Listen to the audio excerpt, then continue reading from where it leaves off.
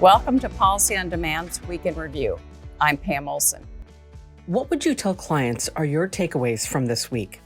My key takeaways from this week do not involve Washington because with Congress out of session, there's not a lot going on in Washington other than Treasury continuing to put out guidance.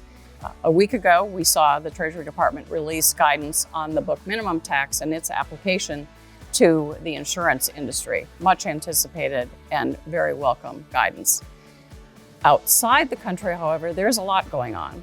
Most important, perhaps, the G20 finance ministers are meeting this week, and in advance of that meeting, the French finance minister indicated that France sees Pillar 1 as blocked by the US, by Saudi Arabia, and by India, and indicated that with it blocked, the European Union would have to take another look at implementing a DST. At the same time, the Indian government indicated that it sees Pillar 1 and Pillar 2 as linked and doesn't see a way for Pillar 2 to move forward without Pillar 1.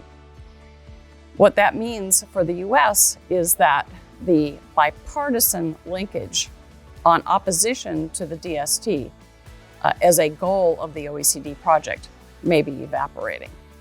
Which question related to policy did you get asked the most, and how did you respond?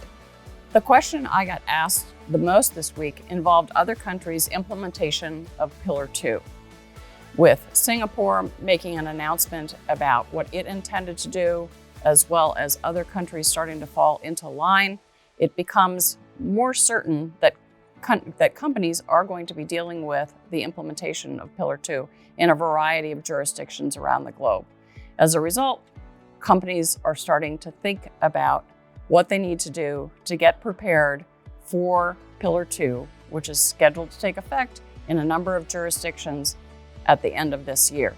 Where should companies focus their attention in the coming week? Companies should focus their attention on what's going on in other countries, as well as how the US reacts to the French finance minister's statement and India's statement. Clearly, there's a lot on their table in the weeks ahead, and it'll be important to look at what Congress is doing and how it reacts as well.